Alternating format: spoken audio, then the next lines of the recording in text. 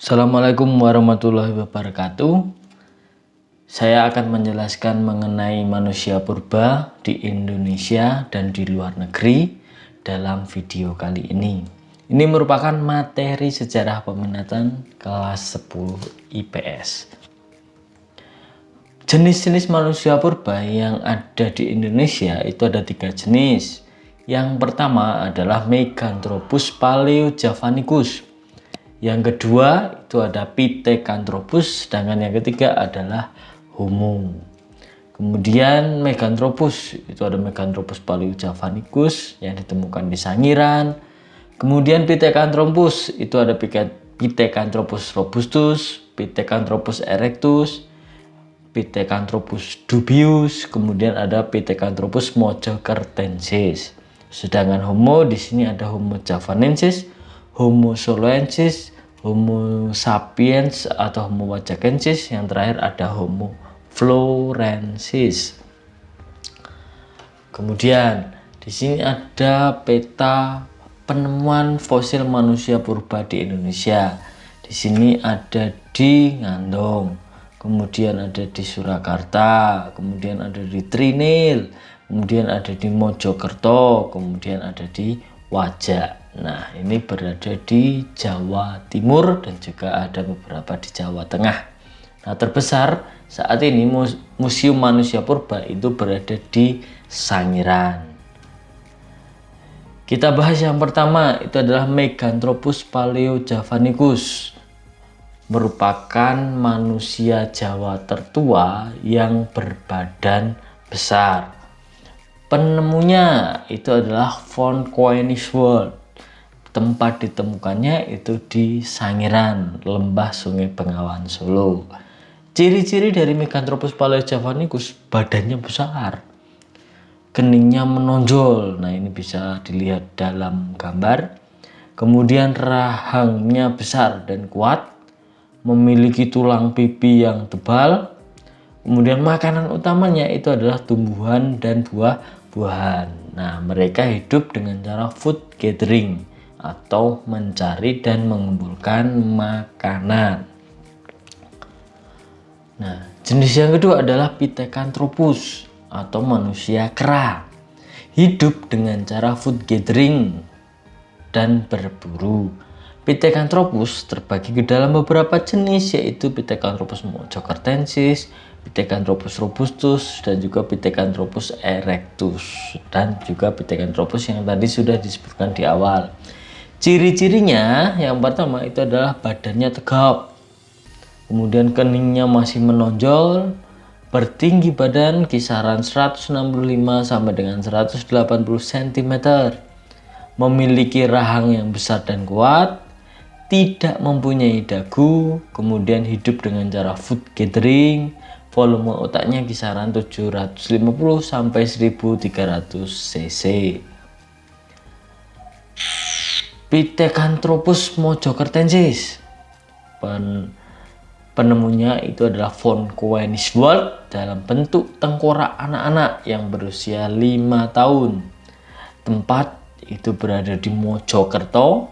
Namanya oleh karena itu diberi nama Mojokertensis, asalnya dari Mojokerto. Ciri-ciri: muka menonjol ke depan, keningnya tebal, dan tulang pipi yang kuat. Pithecanthropus robustus. Penemunya adalah Weidenreich dan juga Koenigswald. Tempat ditemukannya itu di daerah Trinil, Ngawi, Jawa Timur. Selanjutnya ada Pithecanthropus erectus. Penemunya adalah Eugene Dubois. Tempat ditemukannya itu adalah di Trinil, Ngawi, Jawa Timur. Jenis yang ketiga adalah Homo. Homo merupakan manusia cerdas. Homo terbagi dalam beberapa jenis, yaitu Homo wajakensis, Homo soloensis, dan juga Homo florensis. Manusia cerdas ini disebut juga sebagai Homo sapiens. Nah, yang pertama, Homo wajakensis dan juga Homo soloensis itu ciri-cirinya sama. Sedangkan Homo florensis itu memiliki ciri-ciri yang berbeda. beda. Nah, bedanya apa? Dari tinggi badannya. Kalau Homo wajakensis dan juga soloensis itu kisaran 130 sampai 210 cm, sedangkan Homo florensis nanti maksimal itu hanyalah 100 cm. Tentunya volume otak dan lain sebagainya mengikuti tinggi badannya, berarti semakin mengecil atau disebut juga sebagai manusia kerdil. Homo wajakensis fosilnya ditemukan oleh von Richthofen dan juga Eugene Du Bois. Tempat ditemukannya adalah di desa Wajak, Tulung Agung, Jawa Timur. Ciri-cirinya sama seperti Homo sapiens. Tingginya mencapai 130 sampai 210 cm, berat badannya 30 sampai 150 kg, volume otaknya sampai dengan 1300 cc, sama seperti volume otak manusia modern saat ini. Hidup dengan makanan yang telah dimasak walaupun dalam bentuk yang sangat-sangatlah sederhana. Kemudian Homo soloensis ditemukan oleh von Koenigswald, Terhar dan juga Oppenau. Tempat penemuannya itu berada di Ngandung, Blora. Ciri biologisnya bentuk tubuh tegak, kening tidak menonjol, sama seperti Homo sapiens ciri-cirinya. Nah, ini yang paling berbeda itu adalah Homo florensis. Fosilnya itu ditemukan di daerah Liang Bua, Pulau Flores pada tahun 2001. Penemunya itu adalah Panji Sujono, Teguh Jakob dan lain sebagainya, karena ini merupakan penemuan dari sebuah tim. Homo florensis disebut juga sebagai manusia liang bua karena ditemukan di daerah Liang Bua, Flores.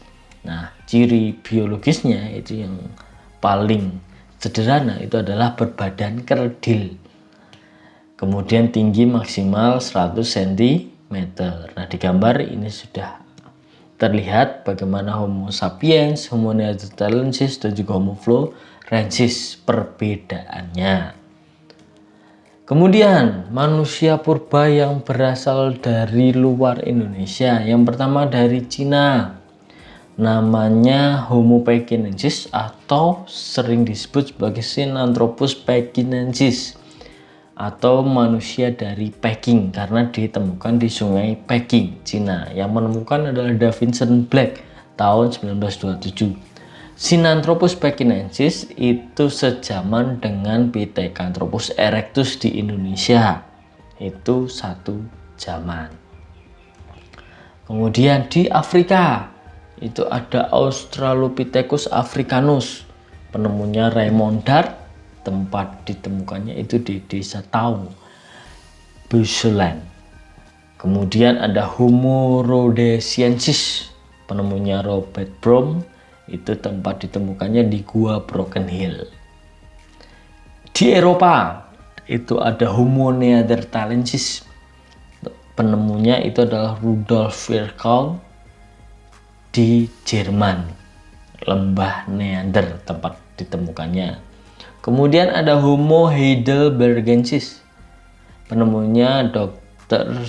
Konstanzeit. Tempat penemuannya itu ada di lembah Fischer, Heidelberg, Jerman. Kemudian ada Homo cro-magnon. Penemunya adalah Les Aegis. Tempat ditemukannya Gua Krugman, Perancis. Nah, itu saja penjelasan mengenai manusia purba di Indonesia dan juga di luar Indonesia. Semoga bermanfaat.